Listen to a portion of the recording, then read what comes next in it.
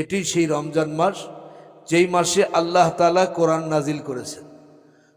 কোরআন নাজিলের তিন ধরনের প্রেক্ষাপট আমরা খুঁজে পেই। আল্লাহ তাআলা জায়গায় জায়গায় বলছেন তানজিলুল কিতাব, নাজ্জালাল কিতাব। এই কিতাব বারবারে অবতীর্ণ হয়েছে, এটাও দলিল আছে। বারবার অবতীর্ণ হয়েছে মানে রাসূল সাল্লাল্লাহু আলাইহি ওয়াসাল্লামের নবুয়তের 23 সালা জিন্দেগিতে 23 বছরে কোরআন নাজিল হয়েছে, এটাও আছে। আবার এখনই বললাম মাসব্যাপী রমজান মাসে কোরআন নাজিল হয়েছে, এটাও দলিল আছে। আর একটা দলিল যেটা সব থেকে তাৎপর্যপূর্ণ এবং সব থেকে গুরুত্বপূর্ণ, সেটা সূরা কদরের মধ্যে আল্লাহ তাআলা ফরমান লাইলাতুল কদরি খায়রুম মিন আলফি শাহর। আমার বান্দারে, আমার বান্দিরে, মুহাম্মদ সাল্লাল্লাহু আলাইহি ওয়াসাল্লামের উম্মত নিরে, আমি এমন একটা রাত্রি ওই রমজান মাসের মধ্যে নিযুক্ত করে রেখেছি যেই রাত্রি 1000 মাস অপেক্ষা বেশি উত্তম। সুবহানাল্লাহ। সেই রাত্রিটা কবে? মুফাসসিরিনে কোরআন, মুহাদ্দিসিনে কিরাম, মুফতিয়ানে কিরাম, ফকিহবিদ সকলেই এটার তাৎপর্য সম্পর্কে একমত যে এই রাত্রিটা রমজান মাসের মধ্যেই রয়ে গেছে। সুবহানাল্লাহ। এবং এই রাত্রিটা কোন কোন রিওয়ায়াতে আসছে আখেরি 10। এটার দলিল কি? রাসূল সাল্লাল্লাহু আলাইহি সাল্লাম এই রাত্রির তালাশের জন্য, এই শবে কদরের তালাশের জন্য কোন এক বছর মসজিদে নববীতে রমজানের শুরু থেকে এতেকাফ নিলেন। এতেকাফ করার পরে 10 রমজান যখন পার হয়ে গেল, রাসূল সাল্লাল্লাহু আলাইহি সাল্লাম মসজিদ থেকে বেরিয়ে বললেন, এই 10-এর মধ্যে আমি শবে কদর পাই নাই।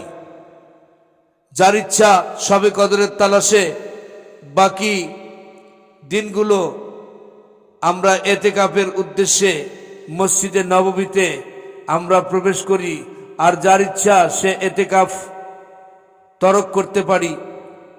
দ্বিতীয় দশকে আল্লাহর নবী রমজান পেলেন না, শবে কদর পেলেন না। 20 তারিখে আল্লাহর নবী আসরের পরে হুজরা থেকে মাথা বের করে মসজিদে নববীর থেকে বেরিয়ে তারপরে বললেন, দ্বিতীয় দশক মাগফিরাতের মধ্যেও আমি শবে কদর পাই নাই।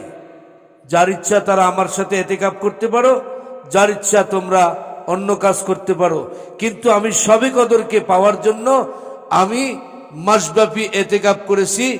শবে কদর শেষের 10-এর মধ্যেই রয়ে গেছে। সুবহানাল্লাহ। হাদিস শরীফের মধ্যে আসছে একটি রাত্রি, শবে কদরের রাত্রি পুরা রাত্রি না, রাতের একটা মুহূর্ত। ওই মুহূর্তটা এমন একটা মুহূর্ত আল্লাহ রাব্বুল আলামিন তার জাতের তাজাল্লিতে সমগ্র আসমান জমিনের মধ্যে, ভূমণ্ডল নভমণ্ডলের মধ্যে যত জীব আছে সব জীব, এমনকি যত জড় পদার্থ আছে গাছপালা পর্যন্ত আল্লাহ রাব্বুল আলামিনকে সেজদা দিয়ে দেয়। সুবহানাল্লাহ। বাজাহির সেজদাহে গাহস বার জমিবুদ, বাবাতেন মসজিদ আশার সে বড়িবুদ। আমরা দেখা দৃষ্টান্তে দেখা যায় আমরা মসজিদের মধ্যে, আমরা পৃথিবীর ভূখণ্ডের জমিনের উপরে সেজদা দিতেছি। আসলে এই সেজদা কোথায় রাখা হয়? এই সেজদাটা আল্লাহ তাআলার আরশের মধ্যে করা হয়। সুবহানাল্লাহ। রব্বুল আলামিন রাসূল করিম সাল্লাল্লাহু আলাইহি ওয়াসাল্লামকে শবে কদর নির্দিষ্ট করে দিয়েছিলেন। কিতাবের মধ্যে আছে জিবরিল আলাইহিস সালাতু ওয়াস সালাম আল্লাহর কাছ থেকে পারমিশন নিয়ে নবী করিম সাল্লাল্লাহু আলাইহি সাল্লামের কাছে আগমন করলেন এবং বলতেছিলেন, বন্ধুরে, তোমার উম্মতের জন্য একটা রাত্রি আল্লাহ তাআলা নির্ধারণ করে দিয়েছেন, সেই রাত্রিও কনফার্ম করে দিয়েছেন। কিন্তু ওই মুহূর্তে মসজিদে নববীর মধ্যে যারা ছিল তাদের আপোষের মধ্যে একটু গরমিল ছিল। আপোষের মধ্যে গরমিল থাকলে ভালো কাজের মধ্যেও কি পাওয়া যায় না? আনন্দ পাওয়া যায় না। জোর মিল মহাব্বত, ক্ষতি হইতে হেফাজত। মিল মহাব্বতে কাজ করলে সে যত ছোটই পরিবার হোক না কেন শান্তি দেখতে পায়। আর মিল মহব্বত না থাকলে যত ফ্যাক্টরিওয়ালার মালিক হোক, সারা দুনিয়ার সবকিছুর মালিক হোক, কিন্তু আপোষের মধ্যে পরস্পরের মধ্যে যদি মিল মহব্বত না থাকে, ওর মধ্যে শান্তি আর কামিয়াব থাকে না। জিবরিল আলাইহিস সালাতু ওয়াস সালাম রাসূল খুদা সাল্লাল্লাহু আলাইহি সাল্লামকে বলেও দিলেন, ইয়া রাসূলুল্লাহ, আজকের রাত্রিটাই হলো শবে কদরের রাত্রি, এবং কিয়ামত পর্যন্ত যতবার শবে কদর আসবে এই তারিখে আসবে। আল্লাহর নবীর জিহান থেকে এই কথাটা সরাই দেওয়া হলো। নবীজি সাল্লাল্লাহু আলাইহি সাল্লাম সাহাবীদেরকে বলতে পারলেন না, শুধু এই কথা বললেন, তোমরা শেষ দশকের 21তম রাত্রি থেকে ঈদের রাত পর্যন্ত শবে কদর তালাশ করো। সুবহানাল্লাহ। এতে লাভ হয়েছে না ক্ষতি হয়েছে? কথা বলে না। লাভ হয়েছে। কি হয়েছে বলেন? লাভ হয়েছে। কি লাভ হয়েছে?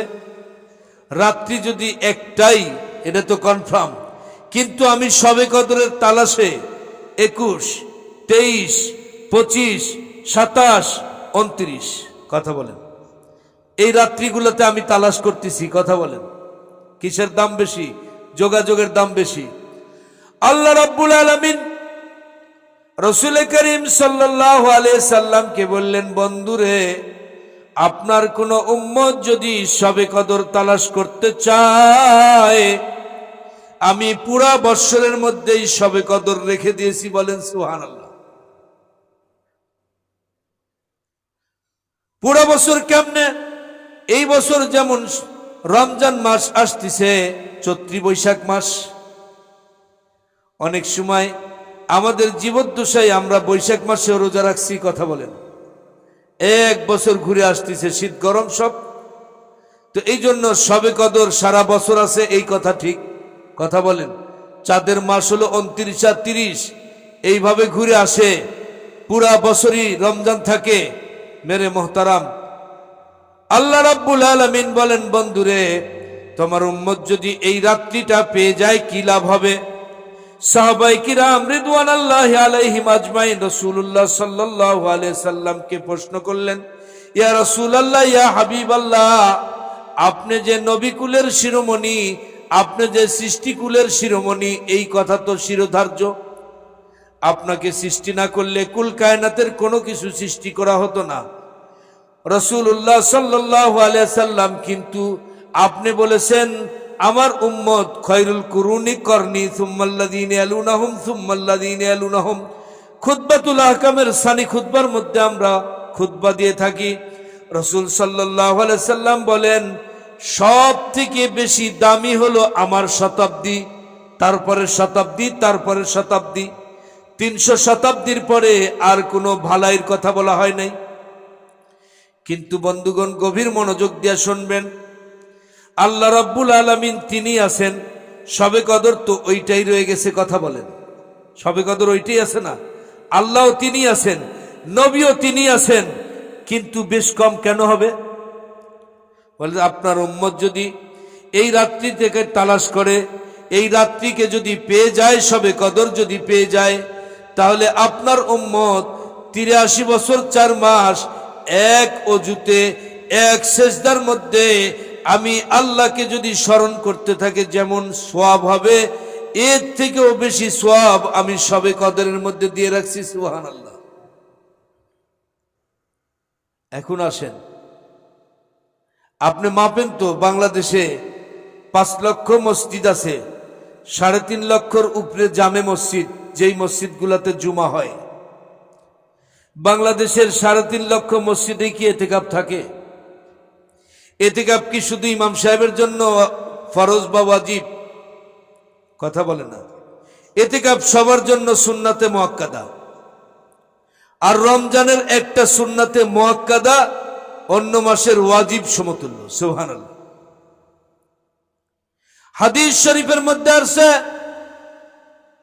রমজান মাসে যখন আল্লাহর বান্দা, আল্লাহর বান্দি রোজা রেখে এতেকাব করেন, মেয়েদেরও এতেকাবের ব্যবস্থা আছে, আছে না নাই? আছে।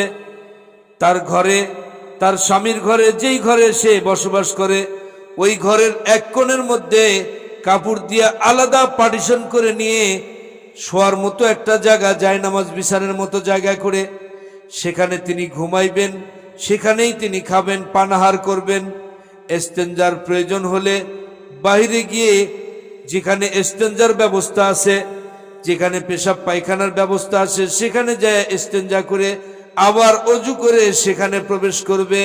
পুরুষেরা যেমন মসজিদের মধ্যে এতেকাপ করবে, নারীরা ওরকম তার নিজ বাসভবনে এতেকাপ করবে। হাদিস শরীফের মধ্যে আসছে, মসজিদে বসে এতেকাপ করে পুরুষ যেরকম নেকি পায়, মা জাতীয় তার স্বামীর ঘরে, নিজের ঘরে এইরকম ভাবে এতেকাপ করলে সেও সমভাগ পেয়ে যায়। সুবহানাল্লাহ।